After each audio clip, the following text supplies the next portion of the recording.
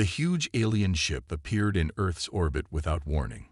It was sleek and silver, with strange blue lights running along its hull. Earth's defense systems detected it immediately. Alarms blared in the United Earth Defense Fleet headquarters. Commander John Wells was eating lunch when his communicator buzzed. He answered it quickly and stood up, abandoning his sandwich. "On my way," he said. He ran through the corridors of the space station, passing other officers who looked worried. "What do we know?" John asked as he entered the command center. Admiral Lisa Martinez pointed to the main screen. "They're calling themselves the Verkathian Empire. They want to talk." The alien vessel was at least 5 times larger than Earth's biggest warship. Its technology was clearly more advanced. Lieutenant Samantha Reeves studied her sensor readings with a frown. "Commander, I'm detecting unusual energy patterns. Their ships seem to be taking positions that look diplomatic, but—" She paused, adjusting her glasses. "It feels like a trap." John nodded. "Admiral, I recommend caution." Lisa looked at him. "The President wants us to show goodwill. You'll lead the diplomatic team, Commander." Hours later, John sat in the shuttle with 5 other officers. They approached the alien vessel slowly. The inside of the alien ship was strange but beautiful. The walls seemed alive, with colors flowing through them like water. A tall, thin alien with blue skin greeted them. "I am Ambassador Israel. Welcome to our vessel." John stepped forward. "Commander John Wells of Earth, we come in peace and friendship." The alien's 4 eyes blinked in sequence. "Truly? How interesting. Your species is younger than we expected." The meeting room had a large table. The humans sat on one side, the aliens on the other. Samantha kept watching the aliens carefully. Something didn't feel right to her. "Your warships are primitive," said Zrel. "Your technology is basic. What can humans offer the glorious Verkathian Empire?" John tried to remain diplomatic. "We have rich culture, art, and unique scientific perspectives. We hope to learn from each other." The aliens spoke to each other in their language. Their translator devices were turned off. Samantha nudged John and whispered, "Sir, more alien ships just appeared in orbit. They're moving into attack formation." John stood up. "Ambassador Israel, why have your military vessels arrived?" The alien smiled, showing sharp teeth. "You are observant for a primitive species. We find Earth valuable, but humans are unnecessary." John pressed a hidden button on his uniform. "We can defend ourselves." Zrel laughed. "With your simple warships? Impossible." Alarms suddenly blared through the alien vessel. The humans used the distraction to run. They sprinted through the corridors toward their shuttle. 2 aliens tried to stop them, but Samantha knocked them down with quick moves. "How did you do that?" John asked as they ran. 6 years of martial arts," she replied. "Their bodies are actually quite fragile." They reached the shuttle just as explosions rocked the alien ship. The U.S. Defiant, Earth's flagship, had launched a surprise attack to cover their escape. "This is Commander Wells," John yelled into the comm as their shuttle launched. "First contact has failed. The aliens are hostile. Repeat, the Verkathians are hostile." Their small shuttle dodged energy beams as it raced back to the Defiant. Once aboard, Captain Eric Donovan ordered immediate retreat. "We need to warn Earth," John said. "They outnumber and outgun us." The Defiant jumped to light speed just as more alien ships appeared. Back on Earth, Admiral Martinez received their message and looked grim. "Begin evacuations of all outer colonies," she ordered. "Prepare all military vessels for defensive operations." She looked at the star map showing the approaching alien fleet. "And activate Protocol Omega," she added quietly. The officer beside her looked surprised. "Ma'am, that's for extreme situations only." Lisa nodded. "These aliens think our warships are our greatest strength. They're about to learn that humans have many other ways to fight." The Verkathian warships filled the sky above Europa Colony. Their weapons glowed with strange blue energy. On the surface, Major Greg Patterson watched through his binoculars. He had only 50 soldiers and some local volunteers to defend the colony of 15,000 people. They're landing troops, Greg told his second-in-command. We can't stop them with what we have. 3 weeks had passed since first contact. The aliens had attacked human colonies across the solar system. Earth's ships fought bravely, but were no match for alien technology. We just need to buy time for the civilians to reach the emergency shelters, Greg said. He looked at the scared faces around him. Remember your training. Hit and run. Don't try to fight them directly. The first alien ships landed near the colony's main square. Greg's team watched from hidden positions as blue-skinned soldiers marched out. They carried weapons that fired energy bolts. Now, Greg whispered into his radio. Explosions rocked the landing area. The mines they had planted worked perfectly. Several alien soldiers fell. The rest looked confused, not expecting resistance. Greg's team fired from multiple positions, then quickly moved.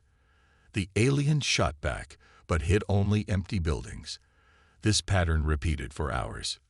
The humans would attack, then disappear before the aliens could respond. Meanwhile, on Earth's moon base, engineer Olivia Wright worked frantically in her lab. Computer screens showed data from the alien ships. Their shield frequency changes every 12 seconds, she told Admiral Martinez over the video link. If we time our weapons to hit at the exact moment of change, we might get through. How long until you can make it work? Lisa asked. Olivia ran a hand through her messy red hair. A week, maybe 2. But the fleet won't last that long at the current rate. In orbit around Mars, Captain Eric Donovan commanded the last 3 ships defending the planet. His fleet had started with 15. Target their propulsion systems, he ordered. Fire and jump to new coordinates immediately. The human ships fired missiles, then disappeared into hyperspace before the aliens could lock weapons. They reappeared elsewhere, fired again, and jumped away. This tactic couldn't win the war, but it confused and frustrated the aliens. On the Verkathian command ship, Commander Zextar slammed his fist on the table. How are these primitives still fighting? He demanded. Their ships are like toys compared to ours. His lieutenant bowed. They use unusual tactics, Commander. They refuse to engage directly. They strike and vanish. Zextar hissed with annoyance. It doesn't matter. Establish the blockade around their homeworld. They will surrender when they start starving. Within days, Earth was surrounded by alien ships. No vessels could enter or leave. The Verkathians expected humans to beg for mercy. In her office deep under the Rocky Mountains, Admiral Martinez met with military and civilian leaders. The room was silent as she explained the situation. Conventional warfare isn't working, she said. Our ships can't beat theirs in direct combat. So we surrender? Someone asked. Lisa smiled for the first time in days. No, we changed the rules of engagement. Protocol Omega is now in effect. She pressed a button, and a new map appeared on the screen. It showed thousands of small dots spread across Earth and the colonies. These are our unconventional warfare divisions, special forces, hackers, biologists, chemists, even historians and psychologists. People the aliens would never consider as threats. A general looked confused. What can they do against warships?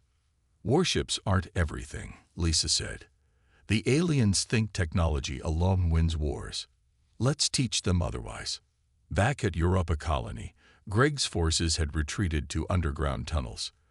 The aliens controlled the surface but seemed confused. They kept losing patrols in the maze of colony buildings. Greg received new orders from Earth. He read them and smiled. They want us to stop fighting, asked one of his soldiers. No, Greg replied. They want us to start fighting dirty. 6 months passed since the aliens first attacked Earth. They controlled the skies and most major cities, but something strange was happening. Despite their superior weapons, the Verkathians couldn't seem to fully control the planet. Dr. Alan Fisher checked his notes again. Before the invasion, he had been a simple biochemist at a small university. Now he worked in an underground lab with 20 other scientists. They had converted an old subway tunnel into a research facility. The compound is ready for testing, Alan told his team. This should target the aliens' respiratory system without harming humans or Earth animals. One of his assistants looked worried. Is this ethical? It could kill them. Alan sighed. They bombed 3 civilian hospitals yesterday. This is war. But we'll start with a non-lethal version, just enough to make them sick and force them to wear breathing equipment.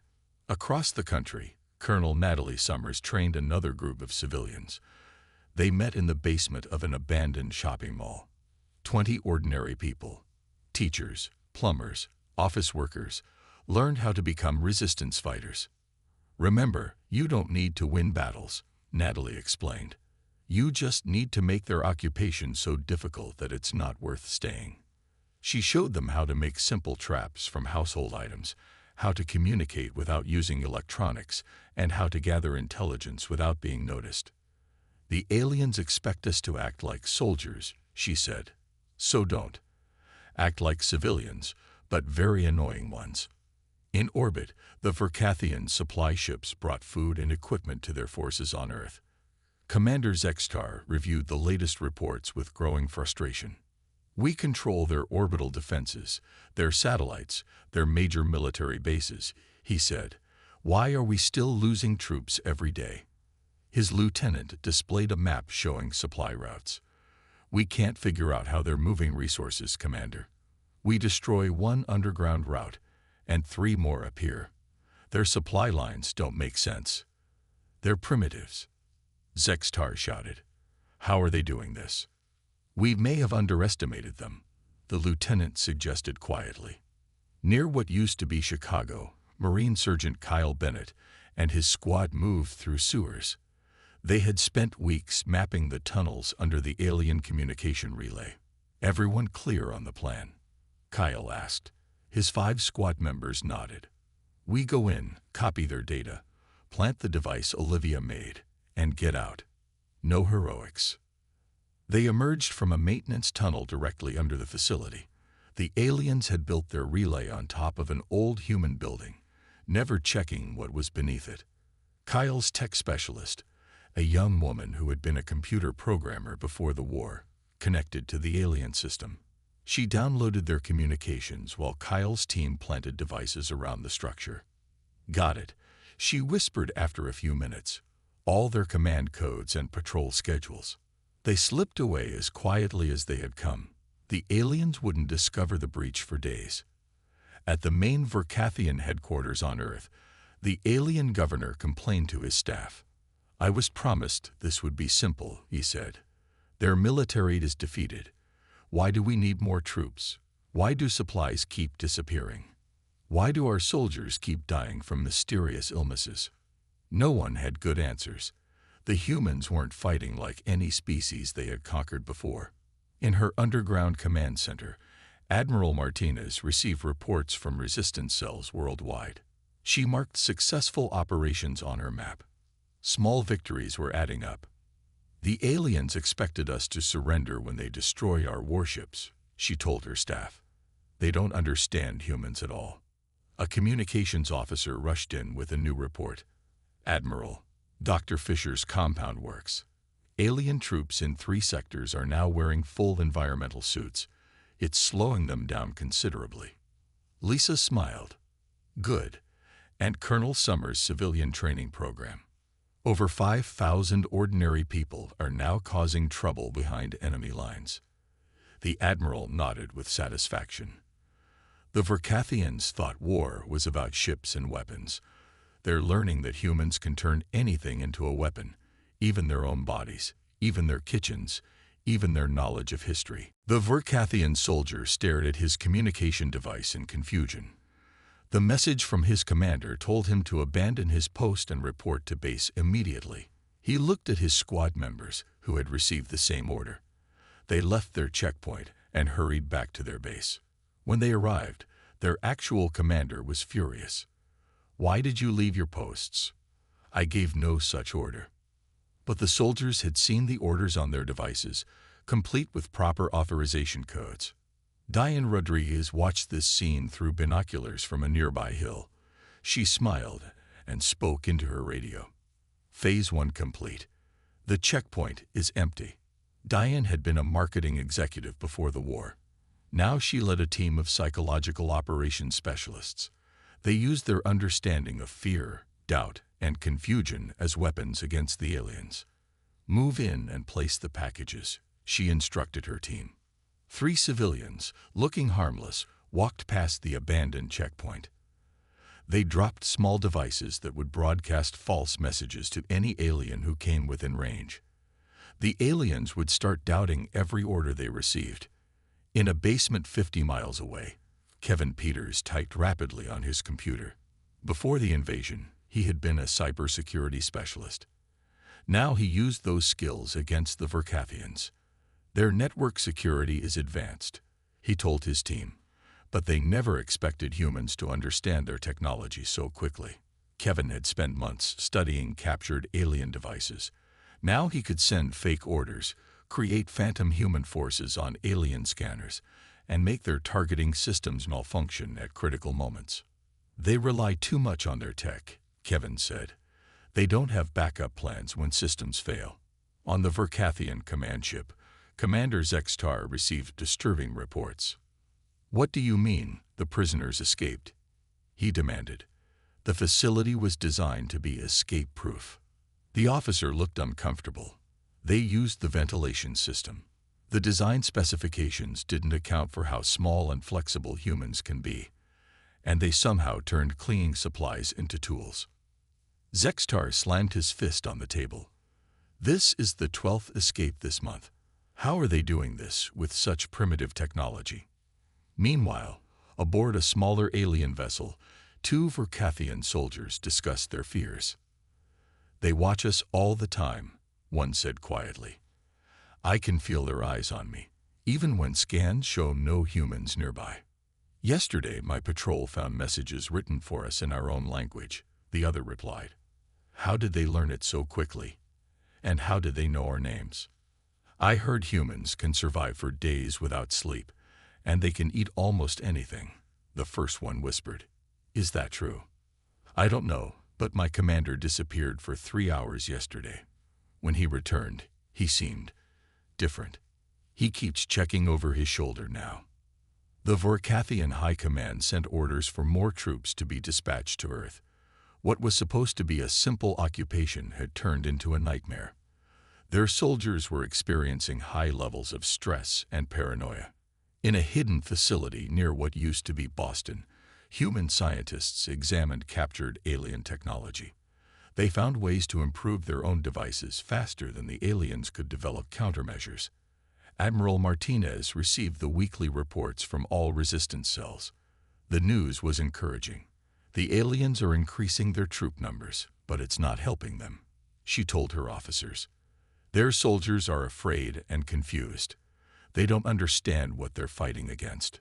One of her officers looked concerned. "But we're still losing people every day. We can't match their firepower." Lisa nodded sadly. "True, this is a war of attrition. We're not trying to defeat them directly. We're making Earth so difficult to hold that they'll eventually decide it's not worth the cost." She pointed to a map showing alien activity. "Notice how they're concentrating in smaller areas. They're abandoning the less populated regions because they can't control them with the forces they have." A communications officer interrupted with an urgent message. "Admiral, Kevin's team has successfully penetrated the alien flagship systems. We now have access to their entire battle plan." Lisa smiled. "Perfect. Now let's make sure they know their plans are compromised, but not how or by whom. Let's increase their paranoia even further." In his quarters, Commander Zextar couldn't sleep. Something about these humans bothered him deeply. Their warships had been easy to defeat. So why was everything else going so wrong? The alien patrol moved carefully through the small town. It had been abandoned when they first arrived, but the Verkathians had learned that empty human settlements were often the most dangerous. "Building clear," reported one soldier as he exited a house. Their commander nodded. "Move to the next sector." None of them noticed the old man watching from a window 2 streets away. Frank Miller had been a history professor before the invasion. Now he used his knowledge of past wars to help fight a new one. Frank wrote notes in a small book. He recorded the number of aliens, their weapons, and their patrol route. Then he sent a short radio message using a code based on American Civil War signals. Across the country, similar messages arrived at Resistance headquarters. Admiral Martinez's staff compiled them into a complete picture of alien activities. This intelligence network operated without modern technology, using methods the aliens couldn't detect or understand. Frank's radio crackled with a response.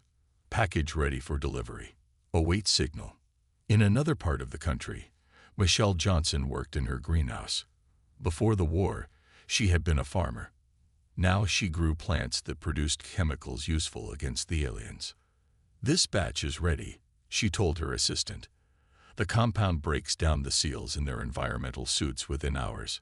Michelle had discovered that certain earth plants, when processed correctly, created substances that damaged alien equipment. It wasn't as dramatic as shooting down a warship, but it was effective. "The next delivery goes to Frank's region," she said. "They're planning something big there." At an alien outpost, a Verkathian officer screamed in frustration. "How can this happen again?" he demanded. "This is the 3rd time our systems have failed this week." His technician looked miserable. "Sir, there seems to be some kind of insect inside the equipment. They're chewing through the wiring." "Insects? You mean the humans are using bugs as weapons now?" "Not exactly, sir. It appears these insects are naturally attracted to our power sources. The humans just release them near our facilities." The officer kicked the damaged console. "Is there anything on this planet that isn't trying to kill us?" 10-year-old Billy watched the aliens from his hiding spot. The adults in the Resistance had given him an important job. Children could go places aliens didn't watch closely. Billy counted the supply trucks and remembered their markings, just as he had been taught. Billy had gotten good at this game. He could remember long strings of numbers and symbols. The grown-ups always seemed happy with his reports. He didn't fully understand why this information was important, but he knew he was helping drive the aliens away.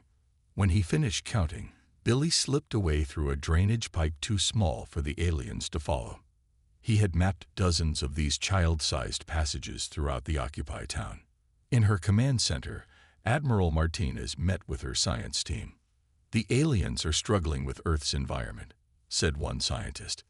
"Their equipment isn't designed for our atmosphere, our microbes, or our insects." Lisa nodded. "Have we confirmed the reports about their water issues?" "Yes. Their biology can't process Earth water without extensive filtering.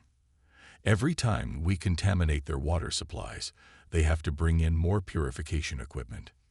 "Good," the Admiral said. "Keep focusing on these basic necessities. We don't need to destroy their warships if we can make them unable to drink, breathe, or maintain their equipment."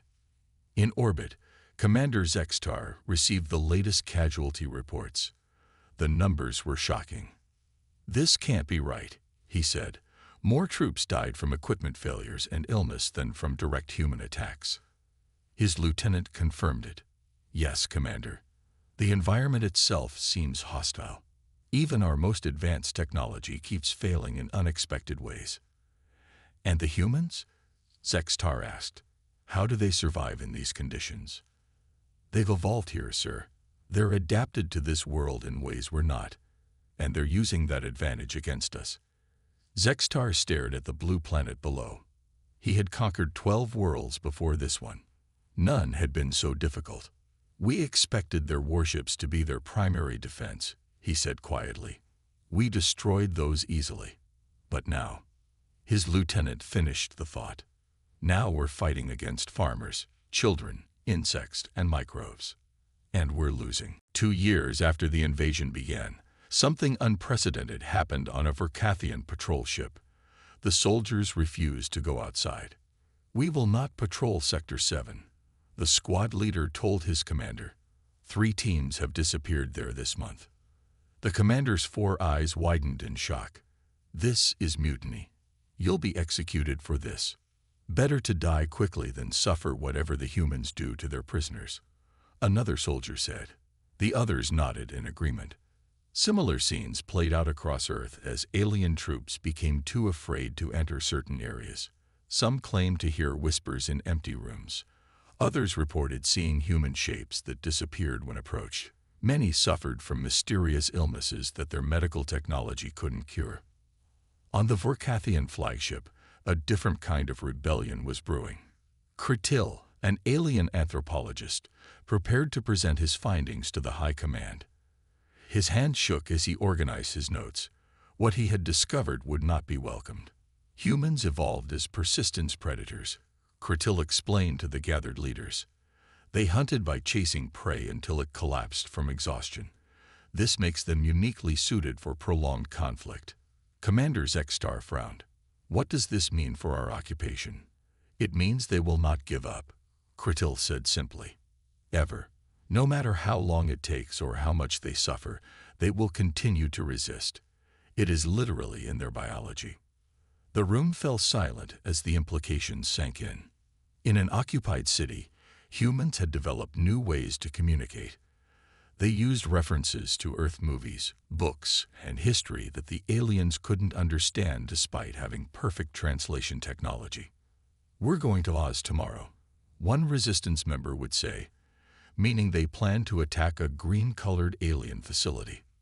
"Remember the Alamo," another would reply, indicating they understood and would provide backup. The aliens intercepted these messages but couldn't make sense of them. Human culture had become a secret code. In her hidden command center, Admiral Martinez reviewed the latest reports from around the world. The cost of the occupation had reached levels that were unsustainable for the Vorkathian Empire. Their resources were being drained by a planet they couldn't fully control. "Other species under their rule are watching us," Lisa told her officers. "They're learning our resistance techniques. The Empire is facing problems on multiple fronts now." A young officer handed her a tablet with new information. Captain Laura Stevens' mission was successful. She accessed the alien flagship's broadcasting system. Lisa smiled. This had been their most daring operation yet. Laura and her team had infiltrated the Vorkathian flagship not to destroy it, but to reveal the truth. On thousands of Vorkathian planets, citizens watched in shock as their screens showed unexpected images. They saw their mighty military struggling against a supposedly primitive species. They saw troops refusing orders out of fear. They saw the real cost of the war their leaders had claimed was an easy victory. The images had been carefully selected by Laura's team to show not just human victories, but Vorkathian suffering. The goal wasn't to celebrate human success, but to make the alien public question the war. The broadcast ended with a simple message in the Vorkathian language. "Your leaders lied. This war cannot be won. Ask them how many more must die for their pride." The effect was immediate. Across the Vorkathian Empire, citizens began asking uncomfortable questions. Why was such an advanced civilization struggling against primitives? Was Earth worth the cost in lives and resources? On their homeworld, the Vorkathian government faced a crisis. Different leaders proposed conflicting solutions to the human problem. Increase our forces and crush them completely. Some demanded. Withdraw immediately and cut our losses. Others countered. Use our planet destroyer weapons and be done with it. A few suggested desperately. Commander Zextar, once the most enthusiastic supporter of the invasion, now remained silent. He had seen firsthand what humans were capable of. He had watched his troops suffer defeat after defeat, not from warships or armies, but from farmers, children, insects, and invisible enemies. For the first time in its long history, the mighty Vorkathian Empire faced a species it could not easily conquer. And the cost was becoming too high to bear. The Vorkathian Emperor's message was broadcast to all ships in Earth orbit. Commander Zexstar listened with mixed feelings as the order for ceasefire was given. All forces will cease hostilities immediately, the Emperor said. We will open new negotiations with the humans. After 2 years of bloody conflict, the war was ending not with a final battle, but with a simple message. Zexstar wondered if any other species had ever forced the Empire to such a humbling position. On Earth, Admiral Martinez received the alien communication with cautious optimism. They want to meet on neutral ground, she told her staff. The moon base has been suggested as the location. Is this a trick? Someone asked. Lisa shook her head. Our intelligence suggests they're sincere. Their empire is suffering. This war has cost them far more than they expected. 3 days later, Commander John Wells stood beside Admiral Martinez as they waited in the conference room of Moon Base Alpha. It seemed fitting that the man who had been at the first contact would also be present at its resolution. The door opened, and the Verkathians entered. Commander Zexstar led them, followed by Kretil the anthropologist and several other officials. They looked tired and somehow diminished compared to the proud warriors who had first arrived at Earth. We come to discuss terms, Zexstar said without preamble. For hours, they talked about the details of peace. The humans were firm but not vindictive. They wanted recognition of Earth's independence and respect for human territory. During a break, Kretil approached John privately. I must ask, the alien scientist said, how did your species do it? How did you defeat our superior technology? John considered the question. I think you misunderstood what humans are from the beginning. You judged us by our warships and thought that was the measure of our strength. What is the measure then? Kretil asked. Adaptability, John replied. Humans can adapt to almost anything. When one approach fails, we try another, and another. We never stop trying. Kretil nodded slowly. My research found something interesting. My species became so dependent on advanced technology that we lost the ability to function without it. If our devices fail, we are helpless. Humans are not like this. We use technology, John said, but we don't depend on it completely. Sometimes the oldest solutions are still effective. When the negotiations resumed, both sides made compromises.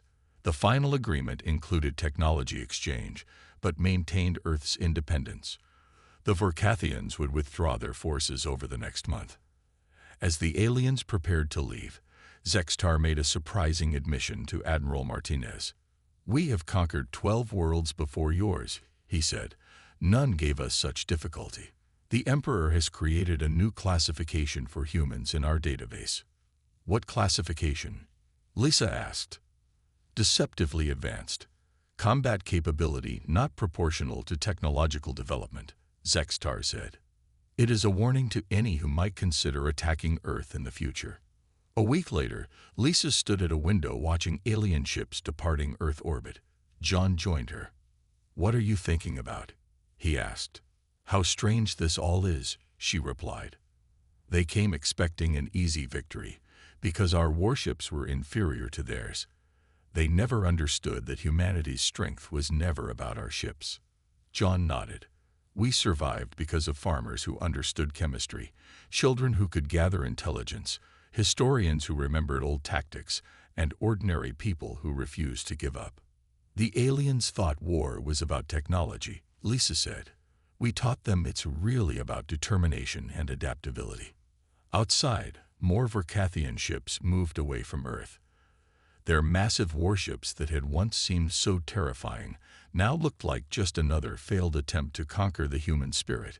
As the last alien vessel disappeared into hyperspace, a new message went out to all human settlements across Earth and the colonies. They're gone. We won. The response came back from millions of voices, not with arrogance but with simple pride. Of course we did. We're human.